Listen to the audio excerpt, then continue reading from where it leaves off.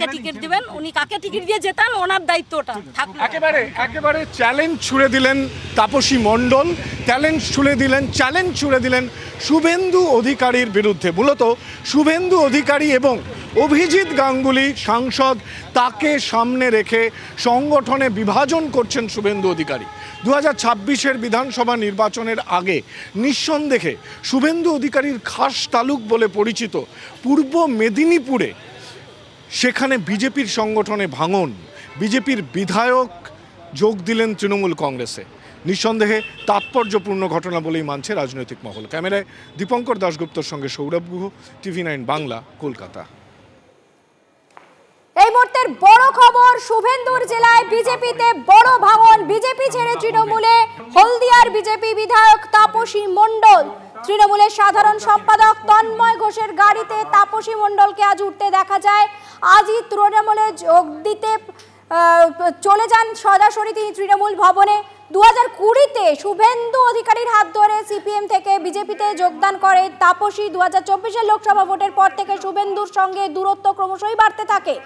সাংগঠনিক জেলা সভানেত্রীর পদ থেকে তাপসীকে সরানোর জল্পনা আগেই ছিল। বিজেপি শ্রমিক সংগঠনে গুরুত্বহীন হয়ে পড়ছিল ক্রমশ তাপসী, এবং দলের সঙ্গে দূরত্ব বাড়ার কারণে, শুভেন্দু অধিকারীর সঙ্গে দূরত্ব বাড়ার কারণেই এই সিদ্ধান্ত বলে মনে করা হচ্ছে।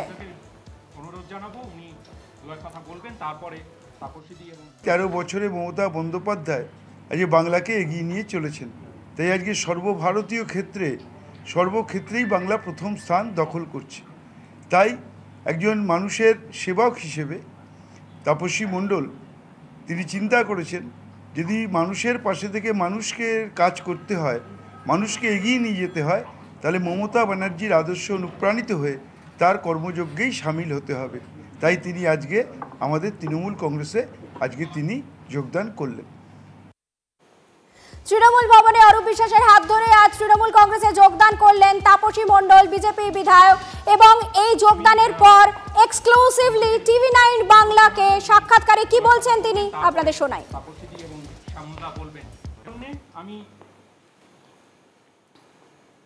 তাপসী বাম থেকে রাম, সেখান থেকে আবার ঘাসফুল, এতবার দলবদল, জনপ্রতিনিধি হিসেবে তো মানুষের কাছে একটা আপনাকে নিয়ে বিশ্বাসযোগ্যতা উঠতে পারে, সেই তো বিশ্বাসযোগ্যতার গ্রহণযোগ্যতা নিয়ে প্রশ্ন উঠতে পারে। হলদিয়ার মানুষ আমাকে বিশ্বাস করে। আমি মনে করি হলদিয়ার মানুষ এখনো আমার এই কাজে তারা স্বতঃস্ফূর্তভাবে সমর্থন করবে আমাকে। আমি মানুষের বিশ্বাস নিয়েই আগামী দিনে মানুষের কাজ করব। কেন কাকে দায়ী করবেন, শুভেন্দু বাবু না অভিজিৎ গাঙ্গুলি? কে দায়ী আপনার দল চালার জন্য? নেতৃত্ব যদি দেয় পূর্ব মেদিনীপুরে শুভেন্দু বাবু, তো দায় তো শুভেন্দু বাবুরই বটে। অভিজিৎ গাঙ্গুলি নিয়ে কি বলবেন?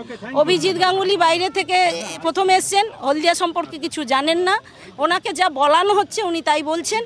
ওনাকে সামনে রেখে, শিখণ্ডীর মতো ওনাকে সামনে রেখে প্রেক্ষান্তরে আমাদের অবমাননার কাজ চলছিল। আমরা সেটা শুভেন্দু বাবুর খাস তালুকে বিজেপি ছেড়ে তৃণমূলের টিকিটে দাঁড়িয়ে লড়াই করা 26-এ টাফ হবে না?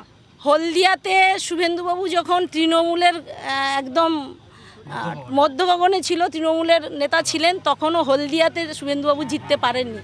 তাই শুভেন্দুবাবু হলদিয়ার মানুষকে চেনেন না, হলদিয়ার মানুষ মন বোঝে না, হলদিয়ার মানুষের মন পড়েন না।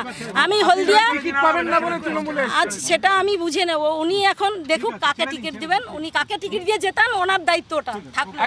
একেবারে চ্যালেঞ্জ ছুড়ে দিলেন তাপসী মণ্ডল। তাপসী মণ্ডলের যখন TV9 বাংলার মুখোমুখি হলেন, তিনি দুটো বিষয় খুব তাৎপর্যপূর্ণভাবে বললেন। এক, যখন দায়িত্বে রয়েছেন শুভেন্দু অধিকারী, তখন দায় বর্তায় তার ওপর, অর্থাৎ তার দল ছাড়ার পেছনে যে পরোক্ষে তার ভূমিকা রয়েছে সেদিকেই তিনি ইঙ্গিত করলেন।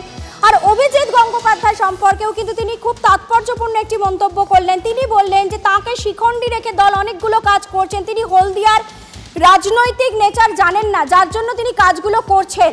এদিকে তাপসী মণ্ডল তার এই প্রতিক্রিয়ার পর একদিকে বিরোধী দলনেতা শুভেন্দু অধিকারী, অন্যদিকে অভিজিৎ গাঙ্গুলি কি বলছেন ব্যাক টু ব্যাক আপনাদের শোনাবো।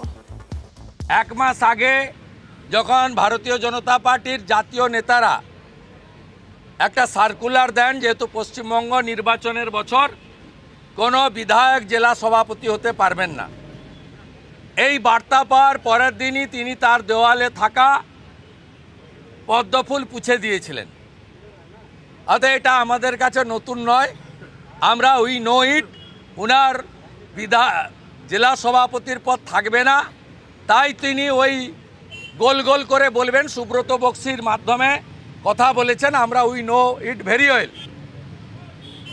যেমন মুকুটমণি অধিকারীকে, যেমন কৃষ্ণ কল্যাণীকে, যেমন বিশ্বজিৎ দাসকে হারিয়েছিলাম লোকসভায় দল বদলুদের, একইভাবে তাপসী মণ্ডলকে যদি তোলামূল প্রার্থী করে আমাকে কিছু করতে হবে না, হলদিয়ার তোলামূলিরাই ওকে বিসর্জন দেবে। ওকে শুধু নয়, ওর ফ্রেন্ড শ্যামল মাইতিকেও বিসর্জন দেবে।